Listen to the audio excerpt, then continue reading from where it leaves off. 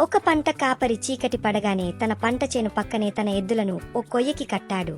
అలాగే అక్కడ ఉన్న పెంపుడు కోళ్లను అక్కడే గంప కింద దాచిపెట్టాడు. ఆ తరువాత ఆ కాపరి ఇంటికి పోయి భోజనం చేసిన తరువాత వచ్చి అక్కడే నిద్రపోయాడు. ఇదంతా ఒక టక్కరి నక్క నక్కి గమనిస్తోంది. గంప కింద దాగున్న కోళ్లను ఎలాగైనా తినేయాలని అనుకుంది ఆ నక్క.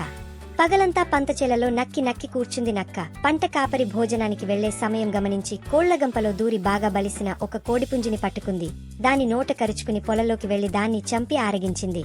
మరుసటి రోజు ఉదయం కోళ్లగంప ఎత్తి కోళ్లను బయటకు వదిలిన పంట కాపరి కోడిపుంజు లేకపోవడం గమనించాడు. దాన్ని ఎవరు దొంగలించారో ఊహించలేకపోయాడు.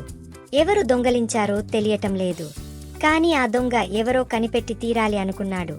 సాయంత్రం భోజనానికి వెళ్లినట్టే వెళ్లి వెంటనే తిరుగు వచ్చేసరికి గంప కింద దూరి మరో కోడి పెట్టెను పట్టుకోవడం కల్లారా చూశాడు ఆ పంట కాపరి.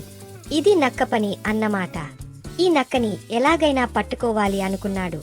అలవాటుగా ఆ నక్క సాయంత్రం గంప కింద దూరింది. దాని కింద ఉన్న రైతు నక్కని ఒకేసారి పట్టుకున్నాడు పంట కాపరి. దాన్ని చంపేయాలని అనుకున్నాడు.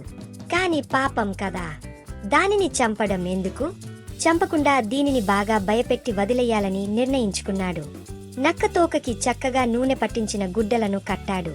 దానికి నిప్పు అంటించి వదిలిపెట్టాడు. తన తోకకి ఉన్న నిప్పుతూ పొలలో పిచ్చెక్కి తిరుగుతూ ఉన్న నక్కకి బాగా పండిన వారి దిబ్బలు కనిపించాయి. ఆ వరిదిబాల వద్దకు పోయిన నక్క తన తోకకి ఉన్న నిప్పుని ఆ వరిదిబాలకు అంటించి ఆ పంటని కాల్చి బూడిద చేసింది నక్క. చేతికి దొరికిన నక్కని చంపకుండా వదిలేస్తే చేతికి వచ్చిన పంటని కాల్చి బూడిద చేసింది. దుష్టునిపై జాలి, దయ చూపించి తప్పు చేశాను అంటూ బోరుమన్నాడు పంట కాపరి. ఈ కథలో ఒక పంట కాపరి తన పంటను కాపాడుకోవడానికి ప్రయత్నిస్తూ నక్కను మానవత్వంతో వదిలిపెట్టాడు. కాని ఆ నక్క అతనికి ప్రతీకారంగా అతని పంటను కాల్చివేసింది. ఈ కథ మనకు ఒక ముఖ్యమైన పాఠం నేర్పుతుంది. దుష్టునిపై జాలి చూపిస్తే అది మనకు ఇంకా పెద్ద నష్టాన్ని కలిగించవచ్చు.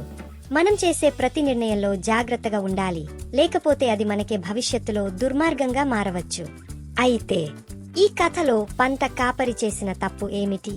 ప్రతి బుధవారం, శనివారం చిన్ని ఆశ ఛానల్ మీ ముందుకు తెస్తుంది స్మాల్ స్టోరీస్. మిస్ కాకుండా తప్పక వినండి. ఈ వీడియో మీకు నచ్చినట్లు అయితే ప్లీజ్ సబ్స్క్రైబ్, లైక్, షేర్ చేసి కామెంట్ చేయండి.